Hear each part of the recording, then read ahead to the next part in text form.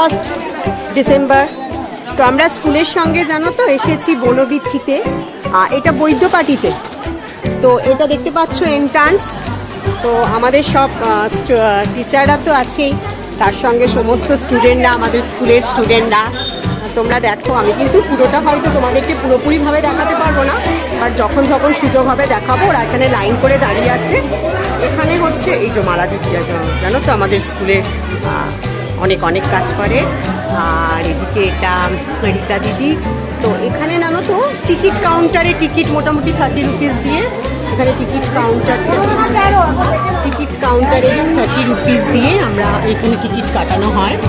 তো এইটা হচ্ছে টিকিট কাউন্টার, ওরা দেখতে পাচ্ছ 30 রুপিস করে এখানকার টিকিট কাটা। ঠিক আছে, আমরা এই টিকিটটা নিয়ে তারপর বনবিথিতে ঢুকবো। এখানে আমাদের প্রিন্সিপাল ম্যাম আছেন, অনামিকা ম্যাম। তো অনেকে পরে আবার সব কিছু দেখাবো আমি, তো মাঝে মাঝে আমি তোমাদেরকে দেখাবো। ঠিক আছে, আরও সব ম্যামেরা আছে, পরে গিয়ে আমরা ভেতরে গিয়ে গল্প করবো। এখন আমরা এন্ট্রান্সটা দেখিয়ে দিলাম।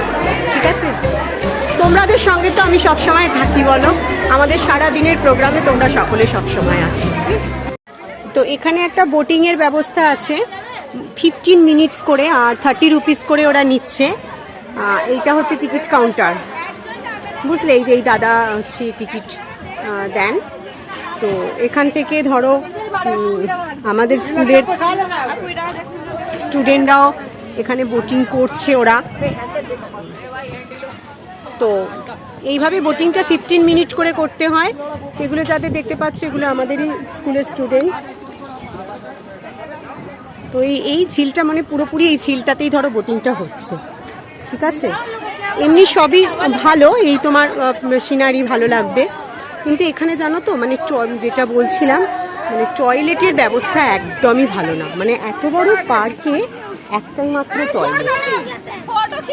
ঠিক আছে, ইধার সব স্টুডেন্টরা আছে জাসিন্তা ম্যামের সঙ্গে, ওরা একটু সবাই মিলে ফটো তুলছে। আমার 9-10 স্টুডেন্টরা আছে।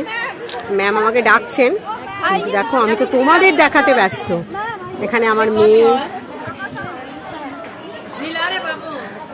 অনামিকা ম্যাম নিজেরই খেয়ালে নিজে ঘুরে যাচ্ছেন। এখানে আরো সব ম্যামেরা আছে। তো আমিও সবার সঙ্গে আছি, ওদের সকলের সঙ্গে। দেখতে পাচ্ছ আমাকে নিশ্চয়ই ভালো লাগছে। তো দেখো ওরা কিন্তু আমার সবাই ফটো নিতে চাইছে। তো তোমাদের ভিডিও করতে করতে আমি ফটো উঠিয়ে নিচ্ছি।